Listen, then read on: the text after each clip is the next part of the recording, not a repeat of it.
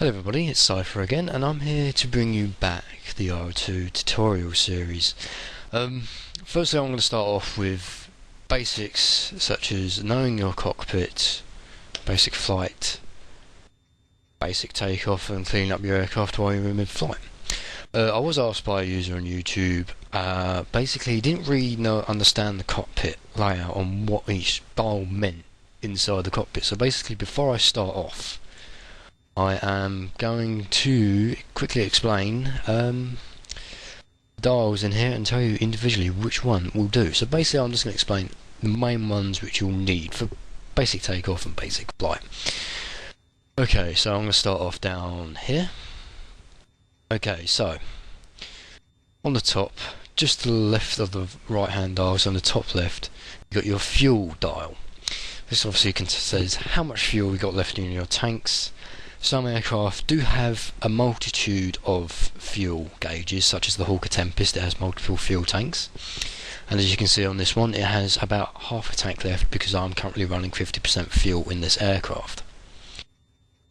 Moving up, got the clock just here from the second one in from the top right. Obviously tells you the time, don't need to explain that much. Moving one along, this is your artificial horizon.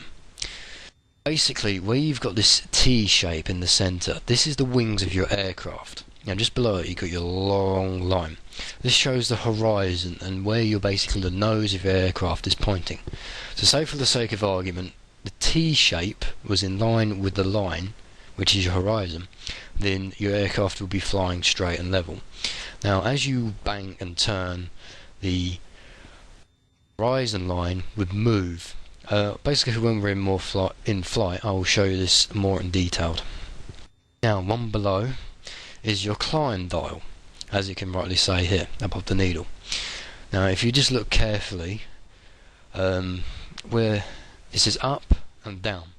Now basically this means is the amount of climb or dive your aircraft is pulling.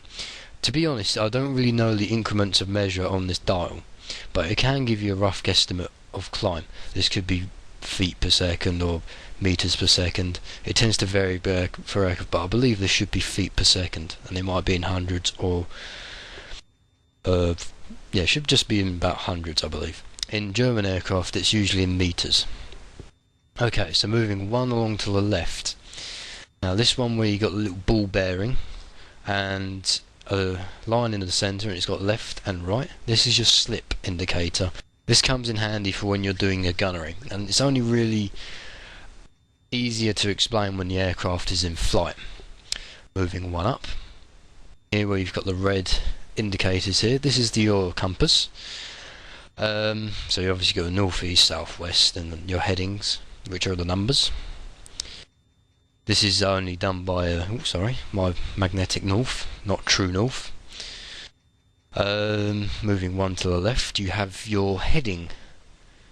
This is done by your heading, so basically this is done by hundreds, I believe. This isn't 100% accurate, because if you look here it says 1100, when we look down here is about 108, so it is quite accurate. And remember, you can change your speed bar. Mine's currently set to mile per hour and feet, so remember your speed bar is in the bottom left. Moving one down from the heading indicator is your speedometer. This is in mile per hour, and as you can see the needle is currently pointing towards 0. Now as you move up, this goes in, so you go 40, 60, 70, 80, 90 mile per hour, and then 100. So you wouldn't be doing that by 9 mile per hour, say, before you jump up to 100. It'd be quite funny. So then it will move round, and once you go up to 190 it will hit back to 0, and then you need to move back to the second gauge and move round. So we go 200, 240, 260, to 300, 340, 400, etc. Then moving up to above the manifold pressure gauge, you've got the altitude. This is your true altitude above sea level. So currently we're at just over 2,500 feet. A little arrow will point towards the 2, and the larger arrow will basically be your small increments of feet. Just imagine it as a clock as it goes round. So basically when that larger arrow will be hitting the 0 now, it would be 3,000 feet. Moving along to the left, in the left corner here, you got your RPM meter. This is revolutions per minute. This is basically how much RPM your engine is doing, and this should be, I believe, in the thousands. So it'll be 1,000, 2,000, 3,000, 4,000. I could be wrong. This could be in the hundreds. I'm not too sure. We'll find out when we're in flight, and then I'll explain. Normally, the average the engine should run would be 3,000. 30,000. I should say. Sorry about that. Because if you jump in the Spitfire, the Merlin engine revs up to about 30,000. Hawker Tempest nearly 40,000, which is quite a lot. Okay, so now with the basics, there's not much else left in this cockpit. As you might notice, this is a new downloaded cockpit done by I believe. It's very well done, so I suggest you go and download it.